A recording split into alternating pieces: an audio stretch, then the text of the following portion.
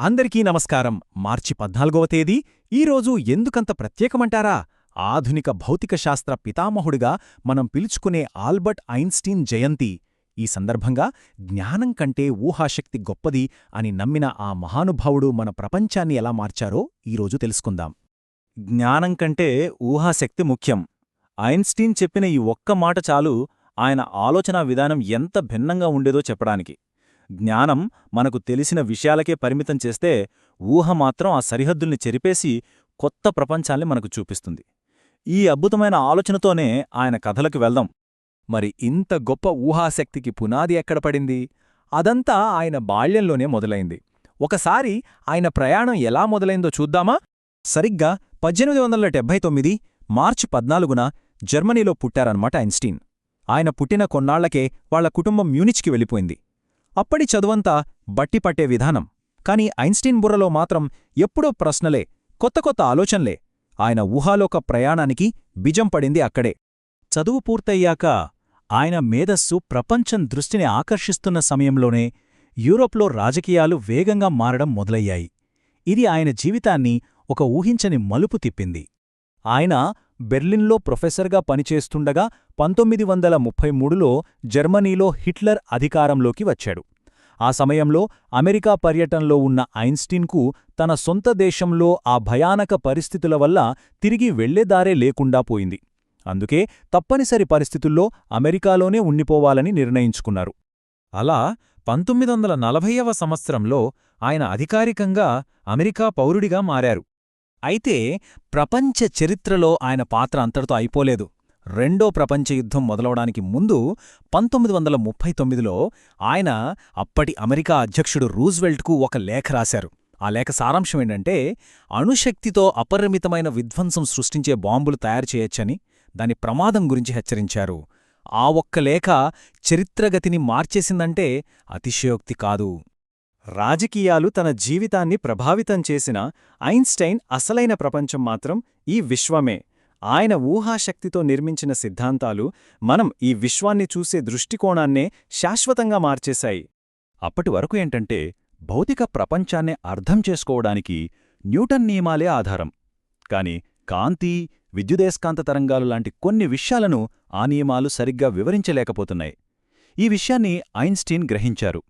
శాస్త్ర ప్రపంచంలో ఉన్న ఈ గ్యాప్ను పూడ్చడానికే ఆయన తన పరిశోధన మొదలుపెట్టారు. అలా వచ్చిందే సాపేక్ష సిద్ధాంతం. దీన్ని ఆయన 2 భాగాలుగా మనకు అందించారు. ఒకటి 1905లో వచ్చిన ప్రత్యేక సాపేక్షత, 2 1915లో వచ్చిన సాధారణ సాపేక్షత. సరే, ఇప్పుడు ఒక్కొక్క దాని గురించి సింపుల్గా తెలుసుకుందాం. ఈ ప్రత్యేక సాపేక్షతలో మొదటి కాన్సెప్ట్ మన ఊహ కూడా అందదు. అదేంటంటే, ఈ విశ్వంలో కాంతి వేగం ఎప్పుడూ ఒకేలా ఉంటుంది. ఎవరైనా ఎంత వేగంగా ప్రయాణిస్తున్నా సరే, వాళ్లకు కాంతివేగం మాత్రం సెకనుకు సుమారు 3 లక్షల కిలోమీటర్లుగానే కనిపిస్తుంది. అద్భుతం కదూ! దీనివల్ల వచ్చే ఫలితమే ఇంకా ఆశ్చర్యంగా ఉంటుంది. ఒకవేళ ఎవరైనా కాంతివేగానికి చాలా దగ్గరగా ప్రయాణిస్తే, భూమిపై ఉన్నవాళ్లతో పోలిస్తే వాళ్లకు సమయం నెమ్మదిగా గడుస్తుంది. దీన్నే టైం డైలేషన్ అంటారు. ఇదేదో సైన్స్ ఫిక్షన్ కథలా అనిపించొచ్చు, కానీ ఇది సైంటిఫిక్ ఫ్యాక్ట్. ఇక ప్రపంచంలోనే అత్యంత ఫేమస్ ఈక్వేషన్ E=mc². దీనర్థం చాలా సింపుల్. పదార్థాన్ని శక్తిగా, శక్తిని పదార్థంగా మార్చొచ్చు. ఈ ఒక్క చిన్న ఈక్వేషన్ అణుశక్తికి దారులు తెరిచింది, ప్రపంచ గతినే మార్చేసింది. ఇక రెండోది సాధారణ సాపేక్షత. దీనితో ఐన్స్టీన్ అసలు గ్రావిటీ గురించిన మన ఆలోచననే తలకిందులు చేసేశారు. న్యూటన్ ఏమన్నాడు? 2 వస్తువుల మధ్య ఉండే ఆకర్షణ శక్తే గ్రావిటీ అన్నాడు. కాని ఐన్స్టీన్ కాదు, అది శక్తి కాదు, భారీ వస్తువుల వల్ల స్పేస్ టైంలో ఏర్పడే ఒక వంపు అన్నారు. దీన్ని అర్థం చేసుకోటానికి ఒక చిన్న ఉదాహరణ చూద్దాం. ఒక పెద్ద దుప్పట్ని నలుగురు 4 వైపులా గట్టిగా పట్టుకున్నారని ఊహించుకోండి. ఇప్పుడు మధ్యలో ఒక బరువైన బంతిని పెట్టామనుకోండి. దుప్పటేమవుతుంది? ఖచ్చితంగా వంగుతుంది.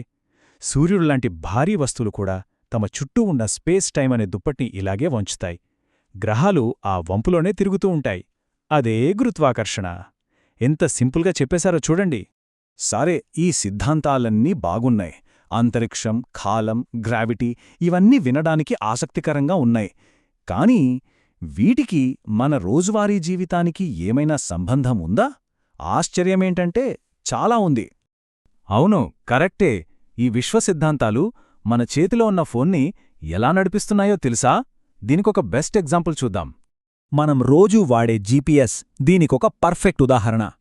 భూమి చుట్టూ తిరిగే శాటిలైట్లు చాలా వేగంగా ప్రయాణిస్తాయి, అంతేకాదు అక్కడ గ్రావిటీ కూడా తక్కువగా ఉంటుంది. ఈ రెండు కారణాల వల్ల ఆ శాటిలైట్స్లో ఉన్న గడియారాలు మన భూమ్మీదున్న గడియారాల కన్నా కొంచెం ఫాస్ట్గా నడుస్తాయి. ఒకవేళ ఐన్స్టైన్ సిద్ధాంతాలను వాడి ఆ తేడాను మనం సరిచేయకపోతే మన ఫోన్లోని జీపీఎస్ ప్రతిరోజు కిలోమీటర్ల కొద్దీ తప్పుడు లొకేషన్ చూపిస్తుంది. చూశారా, ఆయన సిద్ధాంతం మనల్ని సరైన దారిలో నడిపిస్తుంది. ఇంత గొప్ప సిద్ధాంతాలను మనకందించిన ఆ వ్యక్తి గురించి, ఆ ఐన్స్టీన్ అనే మేధావి మనకు ఎలాంటి వారసత్వాన్నిచ్చి వెళ్లారో ఇప్పుడు చూద్దాం. ఐన్స్టీన్ అంటే కేవలం సైంటిస్ట్ మాత్రమే కాదు, ఆయనొక స్వేచ్ఛా ఆలోచనాపరుడు. బట్టి చదువును ఆయన తీవ్రంగా వ్యతిరేకించారు. ఇక ఇంట్రెస్టింగ్ విషయమేంటంటే, ఆయనకు ప్రపంచవ్యాప్తంగా అంత పేరు తెచ్చిన సాపేక్ష సిద్ధాంతానికి నోబెల్ బహుమతి రాలేదు. ఫోటో ఎలక్ట్రిక్ ఎఫెక్ట్ అనే మరో ఆవిష్కరణకొచ్చింది. ఇక సైన్స్తో బుర్ర వేడెక్కినప్పుడు సేద తీరడానికి ఆయన వయోలిన్ వాయించేవారట. ఇలా ప్రపంచ గతిని తన ఊహాశక్తితో మార్చేసిన ఆ మహనీయుడి ప్రయాణం 1955 ఏప్రిల్ 18న న్యూజెర్సీలోని ప్రిన్స్టన్లో ముగిసింది. ఆయన భౌతికంగా మన మధ్య లేకపోవచ్చు, కానీ ఆయన ఆలోచనలు, ఆయన సిద్ధాంతాలు కొన్ని తరాల శాస్త్రవేత్తలకు దారిచూపాయి, ఇంకా చూపిస్తూనే ఉన్నాయి. అందుకే ఈరోజుకి జీనియస్ అనే పదానికి పర్యాయపదం ఐన్స్టైన్.